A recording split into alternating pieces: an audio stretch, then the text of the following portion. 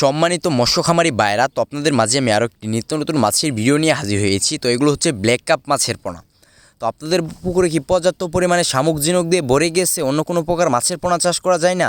তাহলে আপনারা সে পুকুরে এই ব্ল্যাক কাপ মাছের পোনাগুলো চাষ করে আপনারা অল্প দিনের মধ্যেই লাভবান হতে পারবেন।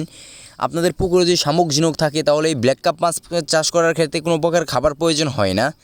দেখা যাচ্ছে 5 মাসের মধ্যেই আপনারা পুকুরে শামুক খেয়ে বিনা খাবারে একটা মাছ ওজন করতে পারবেন 3 থেকে 3.5 কেজি প্লাস। 5 মাসের মধ্যে ইনশাল্লাহ ওজন হয়ে থাকে এই মাছের পোনাগুলো। তো বাইরা দেখতেই পাচ্ছেন যে কত সুন্দর এক সাইজের এক গেটিংয়ের মাছের পোনাগুলো।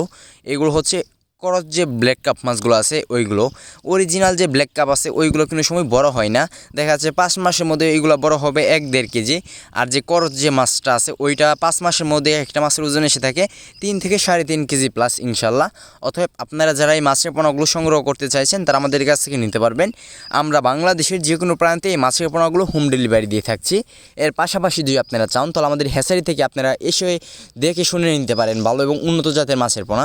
আমাদের কাছে রয়েছে দেশ ও বিদেশি জাতের সকল প্রজাতির মাছের রেণুপোনা। অতএব আপনাদের যার যে মাছের পোনা লাগবে আমাদের কাছ থেকে নিতে পারেন। বাংলাদেশের যে কোনো প্রান্তেই হোম ডেলিভারি দেওয়া সম্ভব।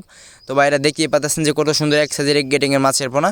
এই মাছের পোনাগুলো চাষ করতে কোনো প্রকার খাবার প্রয়োজন হয় না। এই মাছের পোনাগুলো আপনারা যদি চান তাহলে এককভাবে চাষ করতে পারেন বা মিশ্রভাবেও চাষ করতে পারেন। মিশ্রভাবে চাষ করলে আর কি একটু লাভবান হবেন বেশি পরিমাণে।